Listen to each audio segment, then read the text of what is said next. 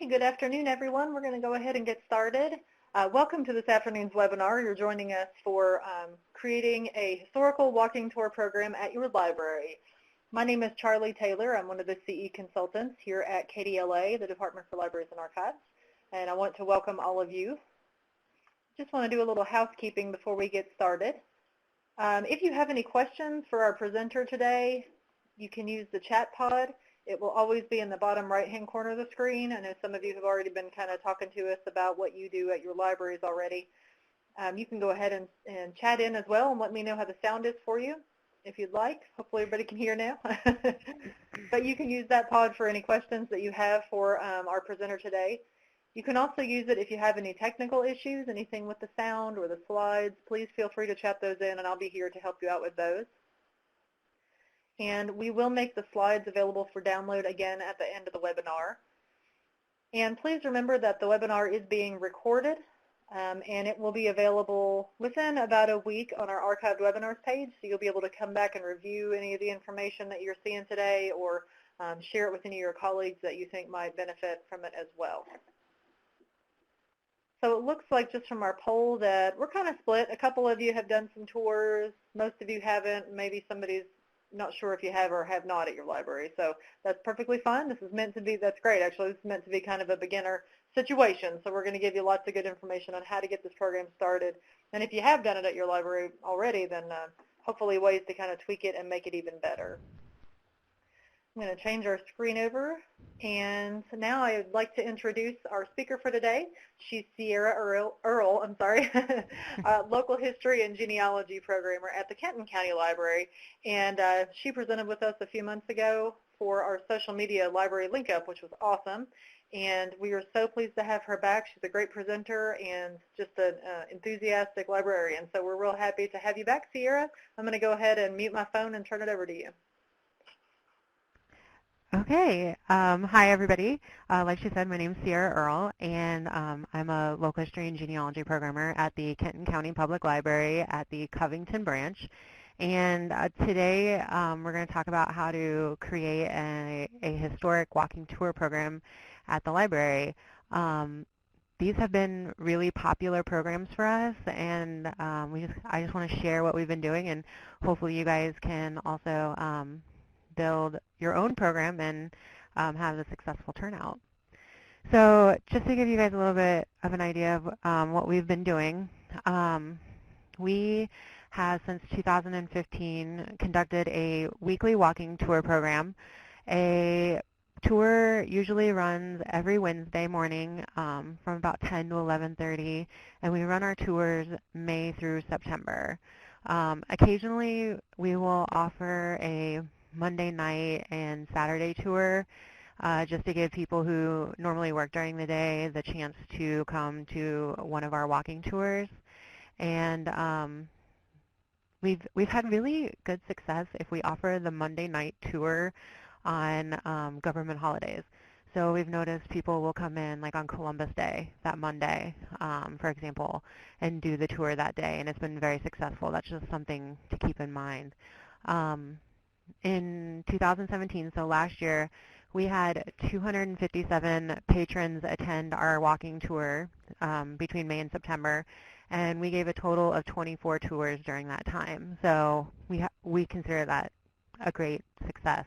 Some of those tours we had as few as maybe 2 to 4 people, and on a couple tours we've had anywhere between 20 and 33. We don't require people to register for our walking tour, so you can just show up at the department at 10 a.m.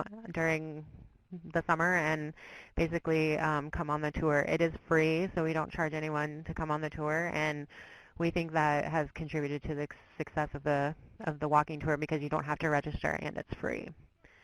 Last year, we also started a haunted historic walking tour program, and we did that during the month of October. It's a little bit more about not just ghost stories, but also we talked about murders, suicides, disappearances, anything kind of spooky or scary for the month of October. And we had 130 patrons come to those tours, and we gave 5 tours during that time. So we had almost half of the people that showed up during the summer come to the tours in October. So if you're not sure that you can, offer a program like a tour or walking tour all over the summer, maybe you could develop one just for the month of October and still have a successful tour and a great turnout. So that's kind of something to think about if you're concerned about, staff time and having enough people to run the tours every week. We also do every year a cemetery tour, and they're very similar to a walking tour. A lot of the things that I talk about how to prepare for a walking tour would apply to a cemetery tour. The only difference is going to be is that instead of like a building or a landmark, you're going to have tombstones. So you could easily adapt this content in this webinar to fit into a planning process for a cemetery tour as well. And if you have any questions, feel free to chime in at any time. All right. So the first thing that we do every year, usually around January, is we start to plan our tour. And basically, it's the who, what, where, when, why, and how are we going to put this all together by May. So the first thing we think about is where will we go? And Covington, which is where the library is located and where our department is located, has numerous historic neighborhoods around it. So we're lucky that we can change up our tour every year. We have gone to, in 2015, the first year we did this, we had the Centennial Tour. So we went up to the Governor's Point neighborhood and back. We called it the Centennial Tour because Covington was celebrating its bicentennial, its 200th year anniversary. And so we tried to pick people on that tour that were living in the houses along the route 100 years ago, so 1915 when we did this tour. So that's kind of something to think about if you want to do your tour thematically, as not just where are you going to go and hitting these stops.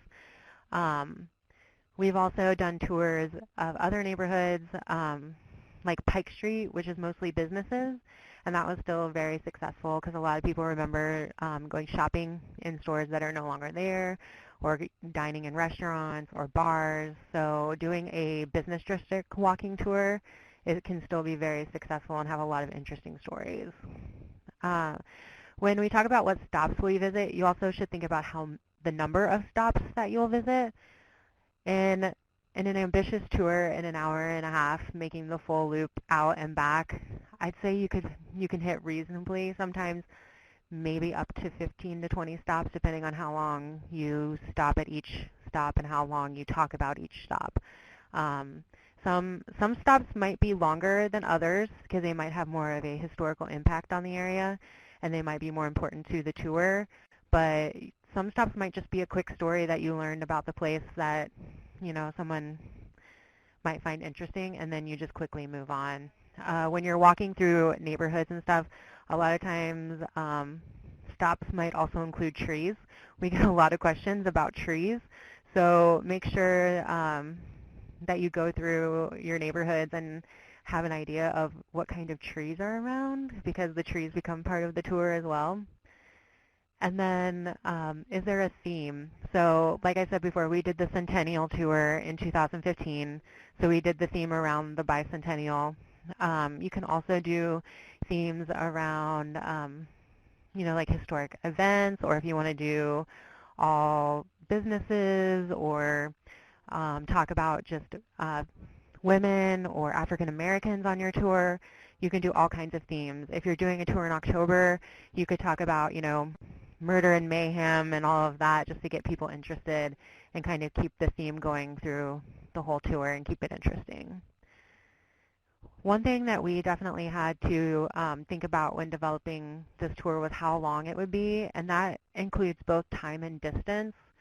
So you want to keep in mind how long it takes you to get around your tour. And if you're going to do a tour that is in a circle, or if you're going to go out and then stop at one point, we found that people like to come back to the library because that's where they've parked. So I would recommend when you plan your tour to make a loop back to the library.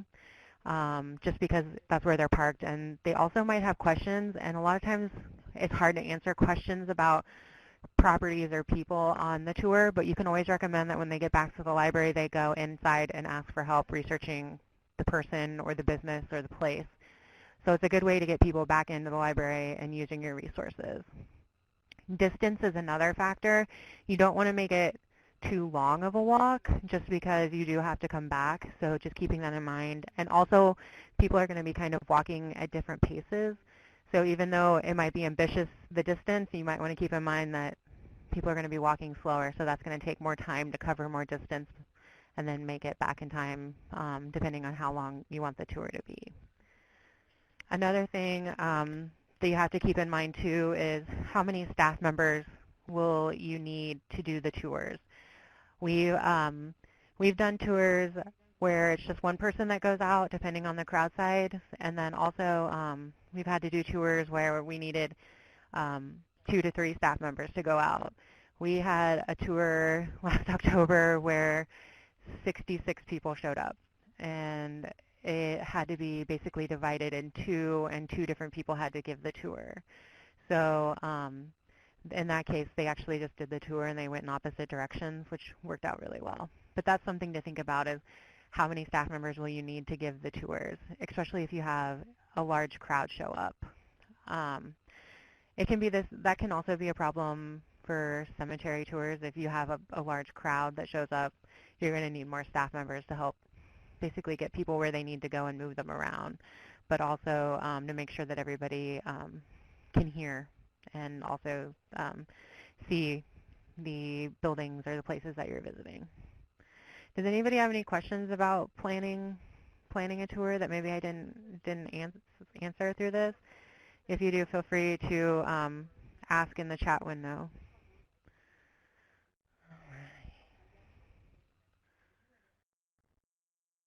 Okay, so researching your tour. So you've decided now where you're going to go, you know, what stops you want to populate your tour with, or the people that you want to talk about on your tour.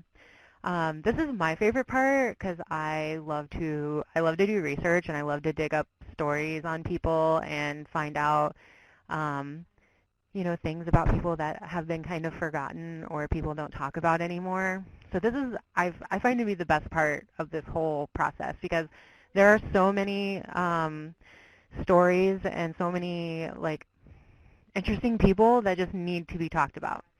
So, and that goes the same with buildings. Like, a lot of buildings have a really nice history with a lot of diverse people that have lived in them and those stories, and they just need to be told, and there's an interest in that.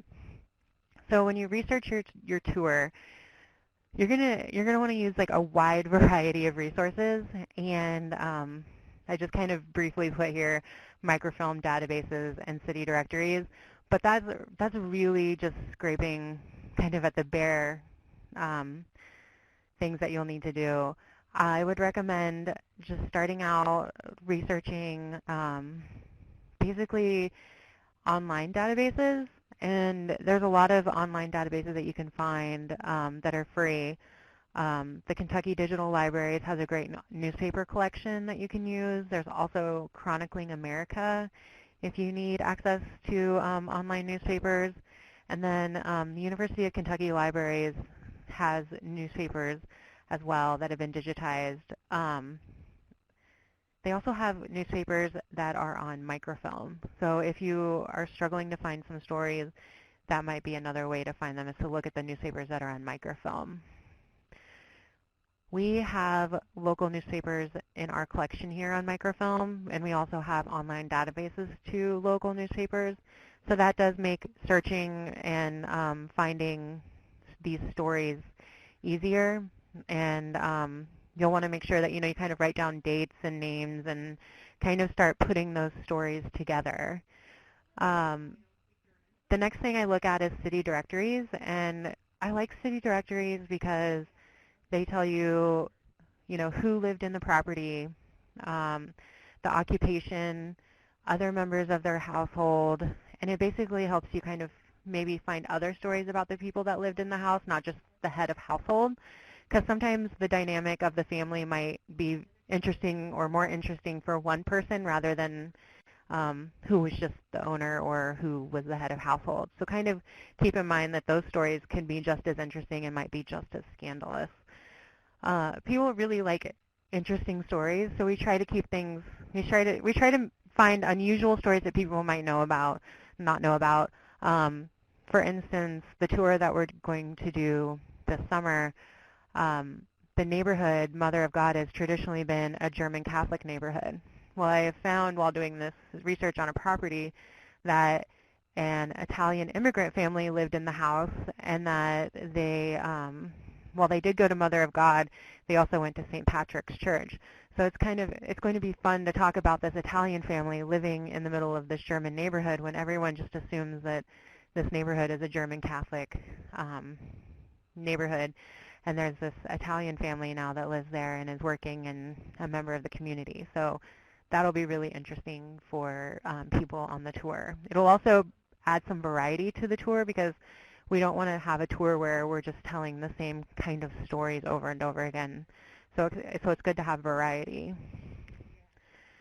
If you need to organize your genealogy, there are a ton of websites that offer free charts, research checklists. They offer everything from like a family unit chart to a pedigree chart. So keep that in mind.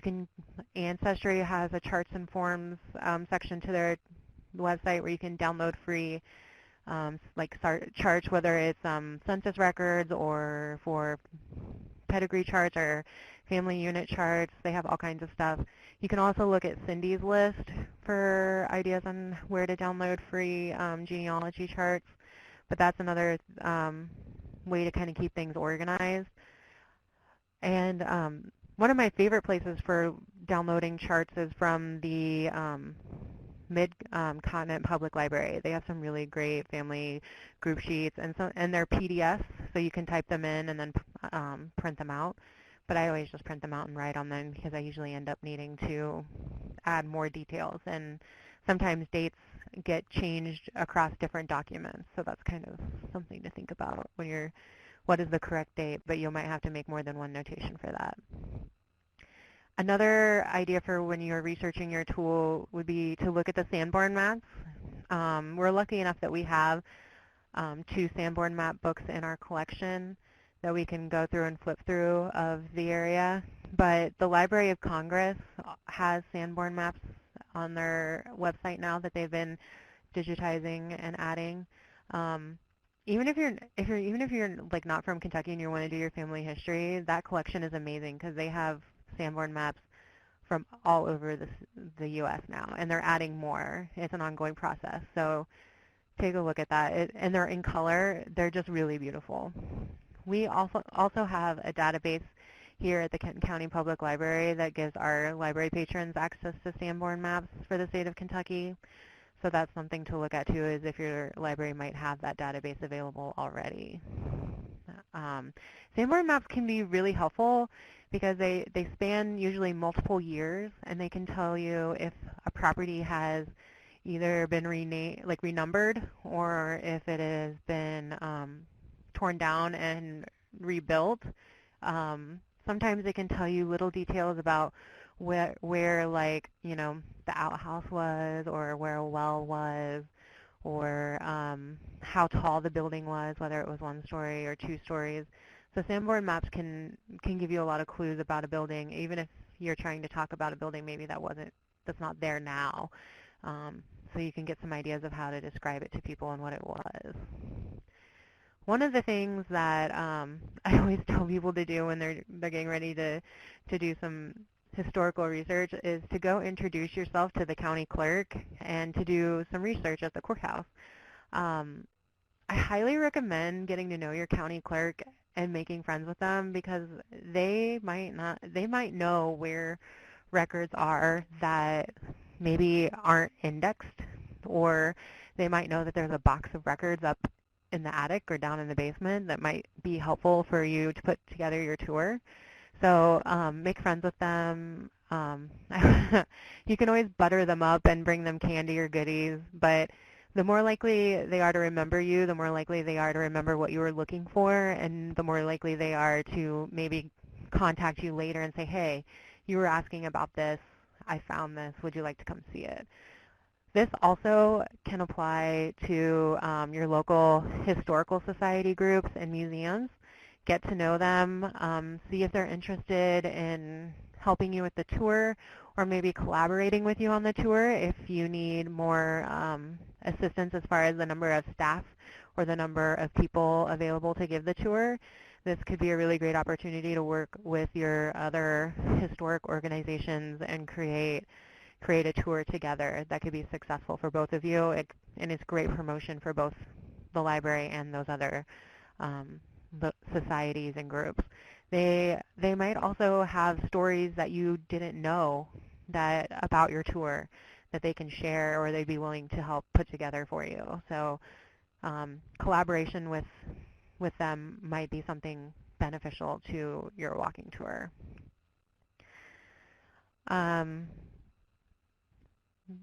Obviously, the big websites like Ancestry and Family Search are going to be really helpful for researching your tour. Family Search has a ton of probate records now online for Kentucky in one of their databases, or well, they call it collections. And you can go through and they have it broken down by county.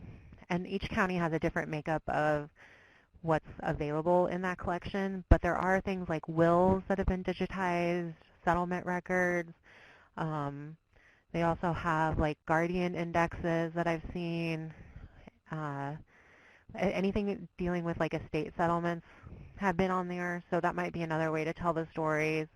Find something useful, like you might find out someone left, a piano to someone in the family, but then they left someone else only $1. So that might be a fun little bit of family history and something interesting to add to your tour. So take a look at primary documents like wills and estate settlements to find out if there was anything interesting about the person that you are researching.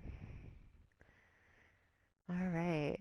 Does anybody have any questions about researching their tour? Okay.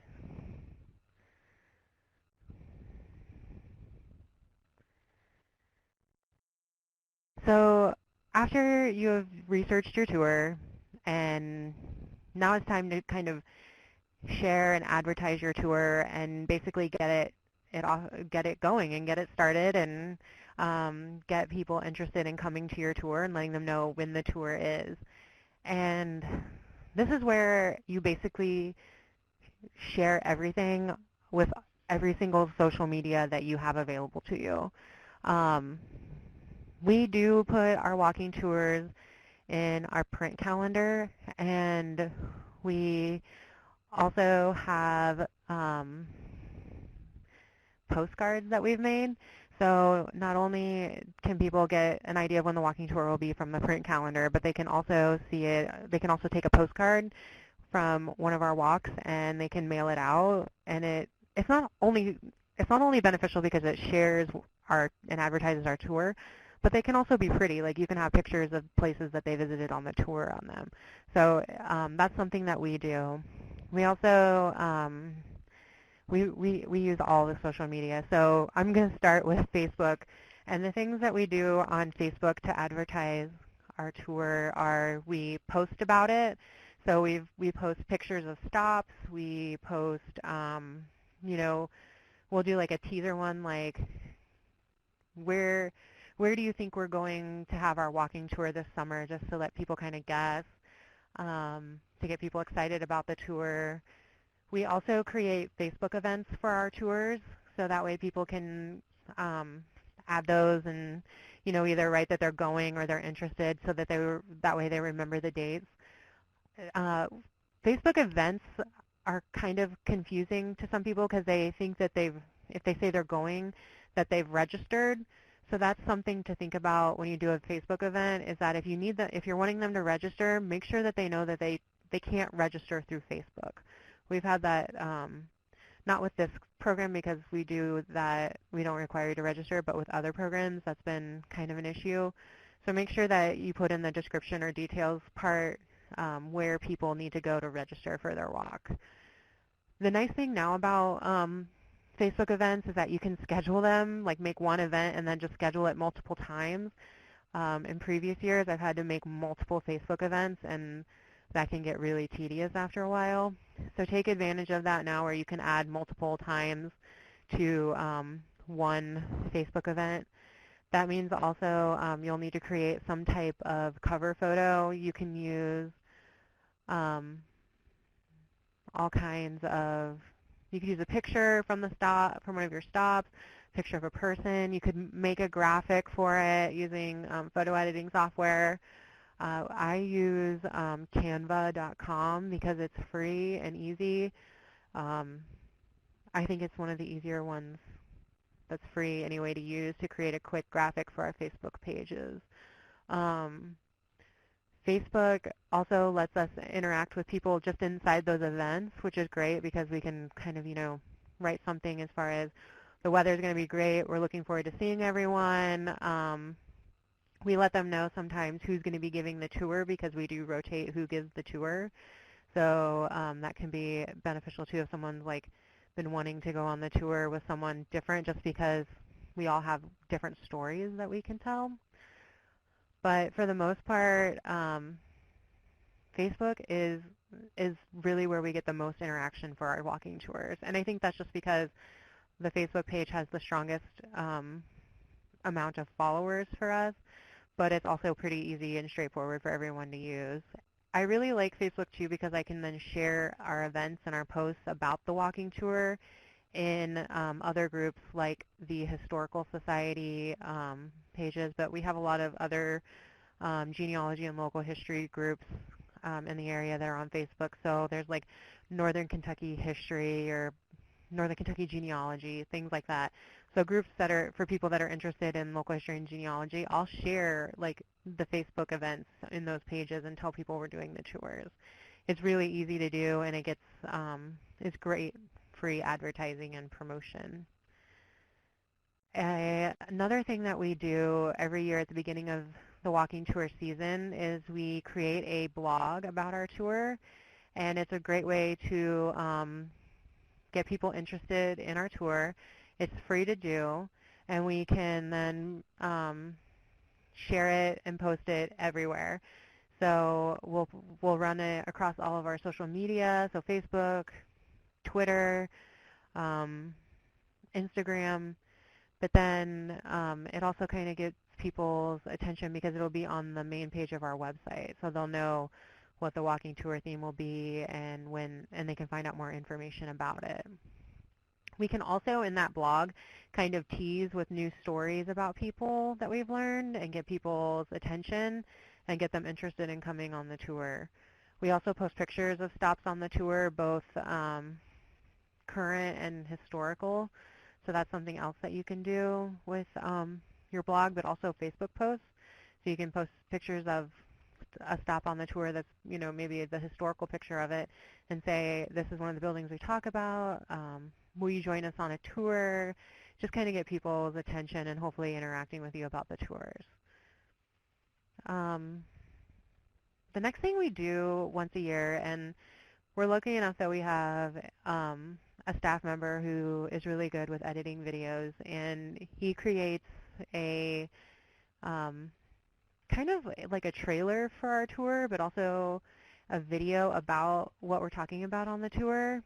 And he puts it together, and then he'll put it on our library's YouTube page, and that helps not only get people who follow us on YouTube to see that we're having the tour, but we can share those YouTube videos across platforms and get people interested that way. Some people don't like to read blogs, but they would rather us create a video on YouTube and watch that instead. It's good to kind of meet people in all different places. So whether or not they want to read about the tour or they want to watch this video, like vlog about the tour, and get kind of excited that way with a trailer of the tour, that's another way to go with it. You can also go out and do a kind of like a sneak peek and do a live broadcast from one of the stops and maybe talk about the stop, just do one stop. And you could do that on Facebook Live. You could do that on Periscope if your library has a Periscope channel. Basically, you could just go out and broadcast live the stop that you are currently at and talk about the history and then share that across multiple platforms. We really enjoy doing things live here in the department because it's live, and once you do it, it's done, and there's not an editing process afterwards, so it is kind of simple and convenient as far as you don't have to edit things later, and it cuts down on the amount of time. So we have done not only just individual stops, but we've also broadcasted live our entire tour at the end of the season just to get some people who may not be able to do the walking tour a chance to come on the tour with us.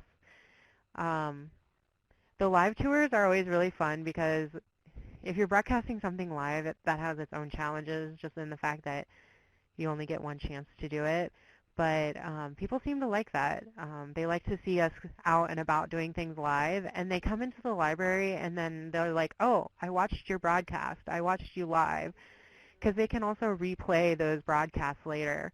So that if they can't, watch it when it's live, they'll go back in and rewatch it, and they'll come in and tell us that they watched our broadcast or that they watched us live.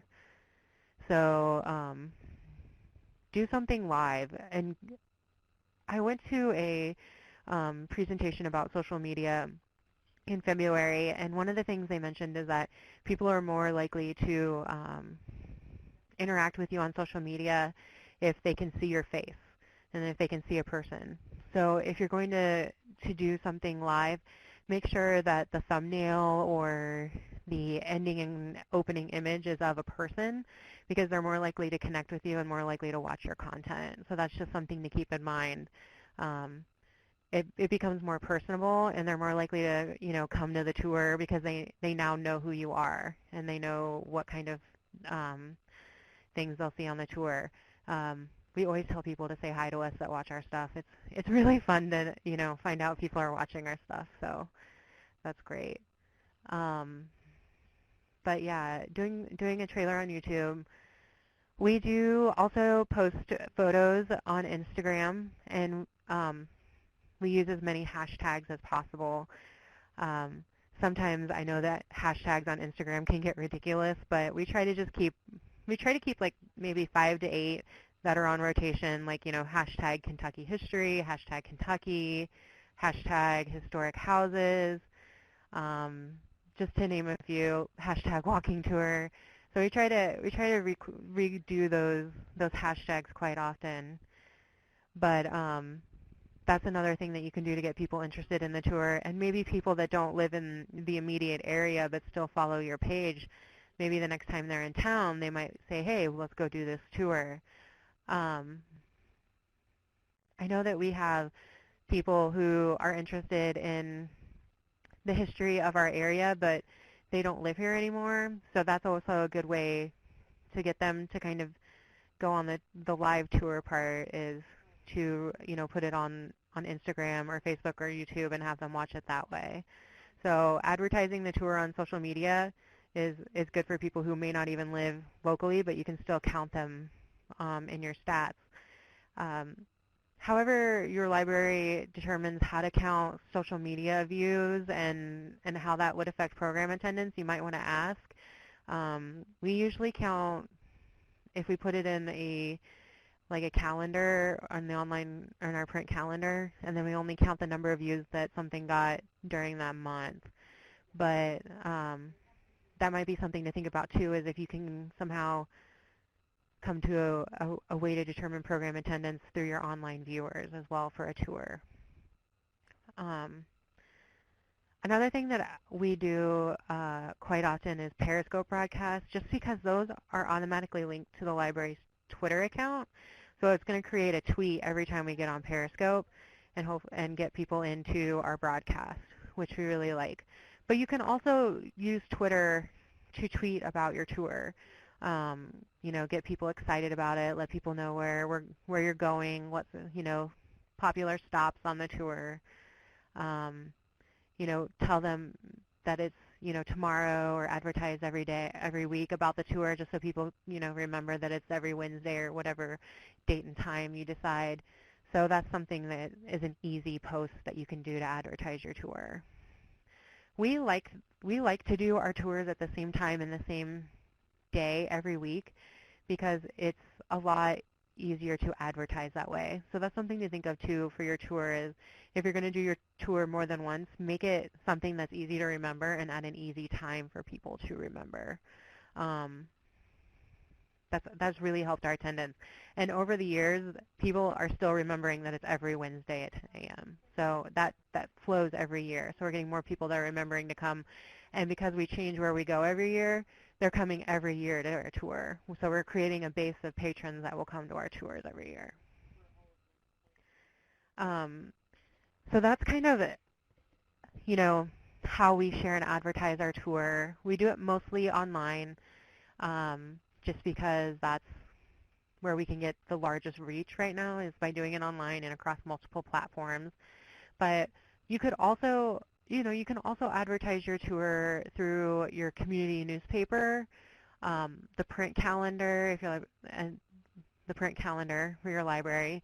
You could also make signs and hang them up in, ask to hang them up in like local businesses if they have like a community bulletin board that you could do.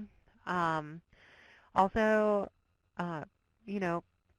create a flyer or a handout or a postcard that you can take to your local neighborhood meetings and let them know about the tours because they're more likely to tell other people to come to the tours. If you're doing like a tour of a neighborhood, get to know that neighborhood's group if they have one, because usually they're really excited to learn that there's going to be a walking tour of their neighborhood, and they're more likely to, come forward with any stories that they know or offer any, maybe there's something about their house that's really unique that maybe you want to point out on the tour that you don't know about. They probably know. So keep that in mind. Plus, they'll want to come on the tour because their house is on the tour. So that's something else to keep in mind is the community groups and sharing with them. So there's a lot of different ways that you can share your tour, not just online, but also in print and just hanging up flyers and getting people interested in it. Does anybody have any questions about how to share, advertise their tour? I tried to pick ways that were free because I know that budgets are always a concern for everyone. So these are some ideas that are free that I find really helpful.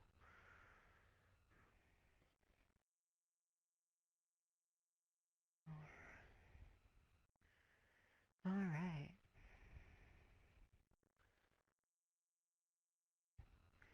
Okay, so it's time for your walking tour. We've gotten through all the research.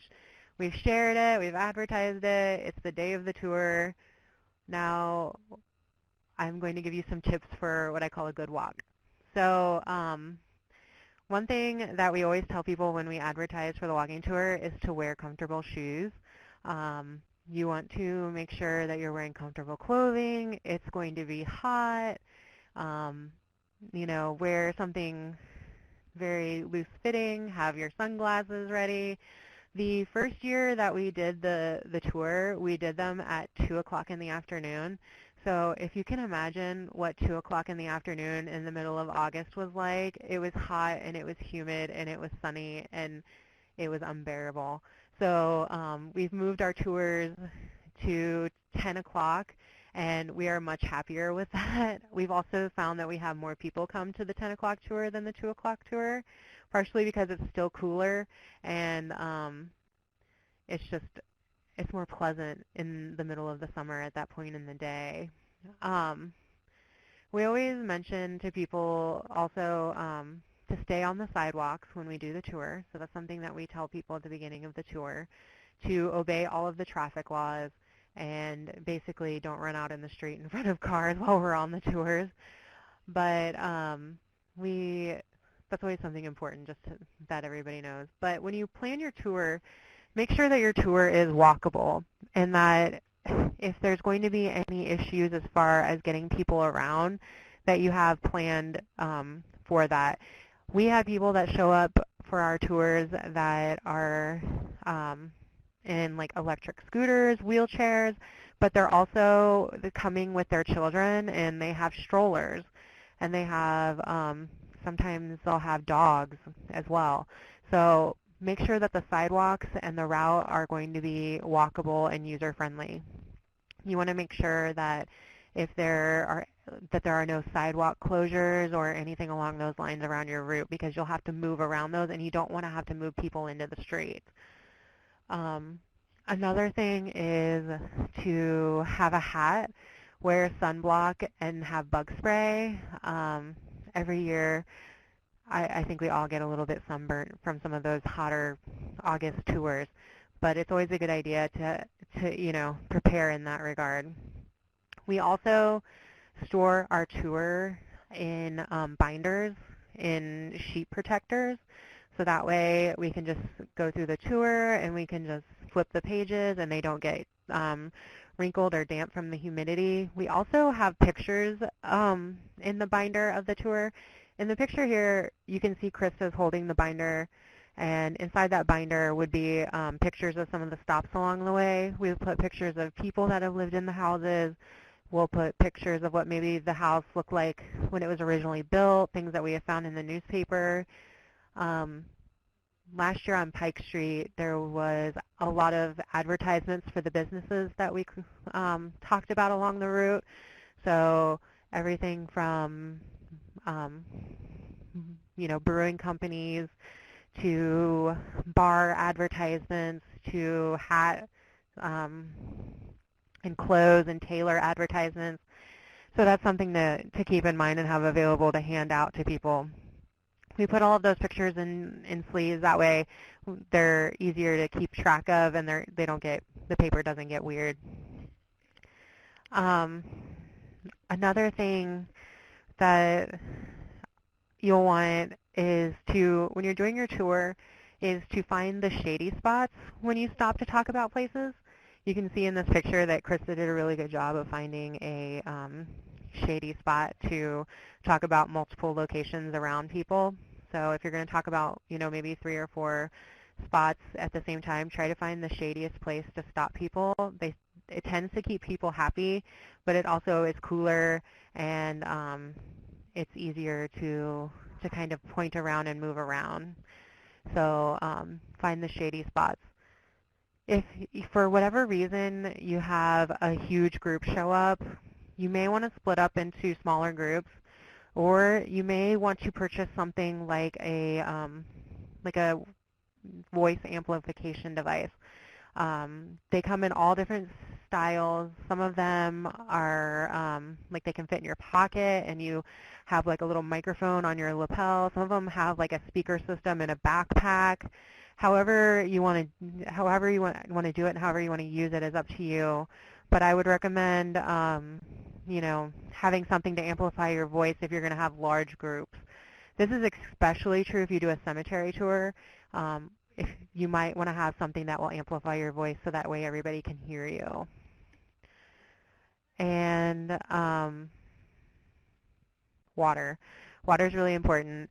We always, in the middle of the summer, we always ask people if they'd like some water before we leave the tour. We'll buy little bottles of water for people just to keep everybody hydrated. But as the speaker, you're going to want water as you walk the route. So keep a bottle of water with you just so that way you can keep your mouth wet and hydrated.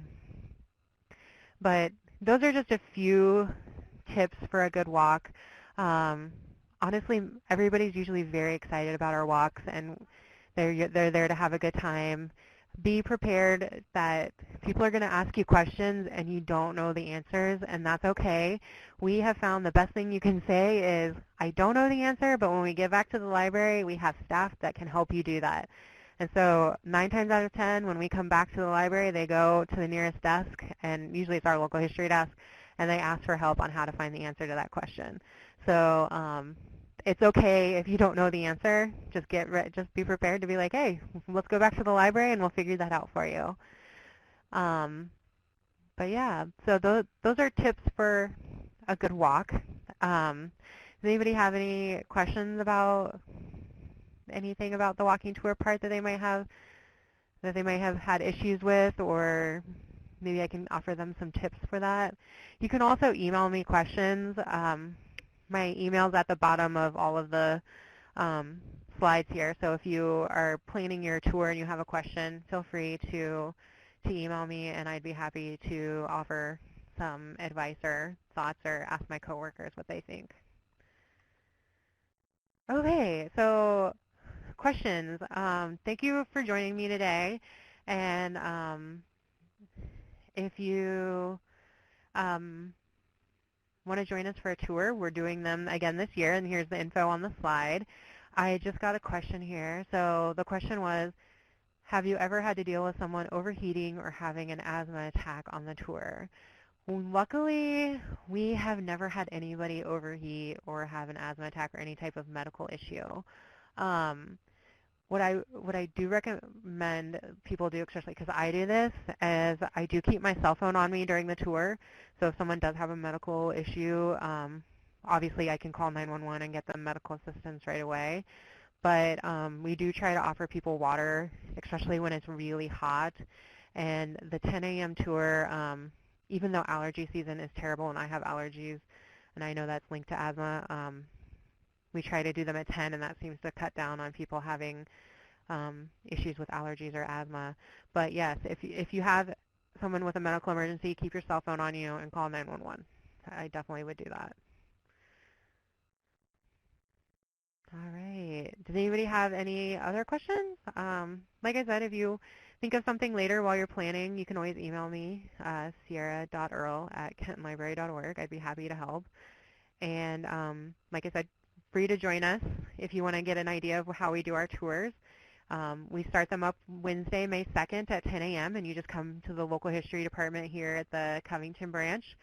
And this year we're going to be visiting the Mother of God neighborhood in Covington, and it's going to be a fun tour, a different neighborhood, and we're really excited about it. So thank you again for having me.